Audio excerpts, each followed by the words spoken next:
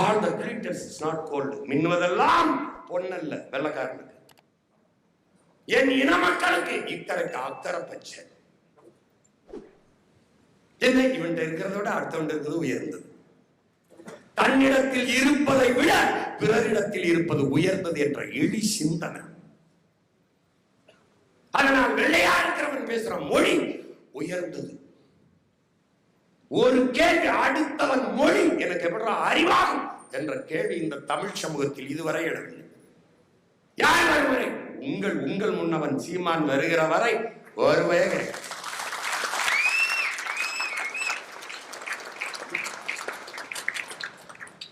ஆங்கில அறிவுன்னா அதுக்கு 500க்கும் மேற்பட்ட சொற்களை பிச்சை போட்ட என் மொழிக்கு பேர் என்னடா?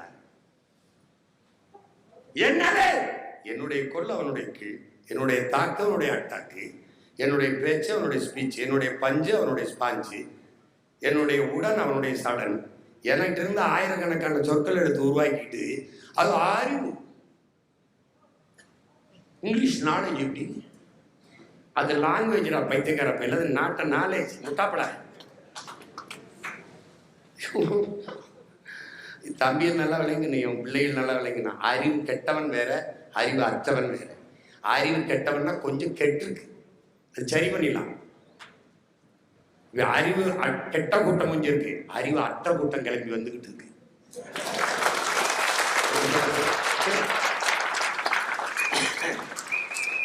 அதுக்கு கற்பிக்க முடியாது. ஏன்னா கடிக்கிற கூட்டத்துக்கு படிக்கிற கூட்டத்துக்கு கற்பிக்க முடியும். படிக்கிற கூட்டத்துக்கு கற்பிக்கலாம், கடிக்கிற கூட்டத்துக்கு வரணும் கற்பிக்க முடியாது.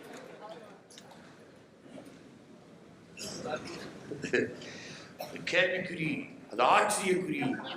அப்படிலாம் எங்களுக்கு தெரியல. கேடு கட்ட, கேவலம் கட்ட, அநாகரிகமான அரசியலுக்கான அறிகுறியா தெரியுது.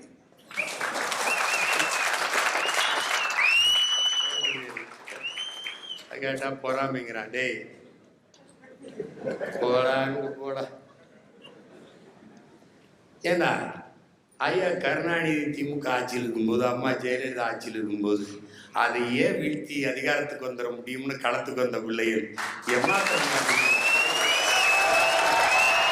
நாம் தமிழர் கட்சி சார்பில் சமீபத்தில் நடைபெற்ற மாணவர்கள் பாசறை கூட்டத்தில் பேசிய அந்த கட்சியின் தலைமை ஒருங்கிணைப்பாளர் சீமான் அவர்கள் உணர்ச்சி பொங்க தமிழரின் வரலாறு, இளைஞர்களின் எழுச்சி பற்றி பேசிய இவர் அதேபோல் தமிழ் மொழிக்கும் ஆங்கிலேயத்திற்கும் உள்ள வேறுபாடுகள் குறித்தும் விளக்கி கூறினார். தமிழிடம் இருந்து கடன் வாங்கிய மொழிதான் ஆங்கிலம், அது வெறும் மொழிதானே தவிர அறிவு இல்லை என உரக்க தெரிவித்தார். அதைத் தொடர்ந்து சமீபத்தில் தாவேகா தொண்டர் ஒருவர் போலீஸ் அதிகாரியை கடிக்கும் வீடியோ வைரலானது.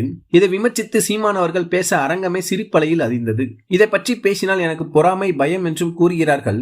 ஆனால் இந்த சீமான் ஜெயலலிதா மற்றும் கலைஞர்கள் இருவர்கள் இருக்கும் போதே நாம் வென்று விடுவோம் என்ற எண்ணத்தில் கட்சியை ஆரம்பித்தவன் என நாம் தமிழர் கட்சியின் தலைவர் சீமான் அவர்கள் பேசினார்.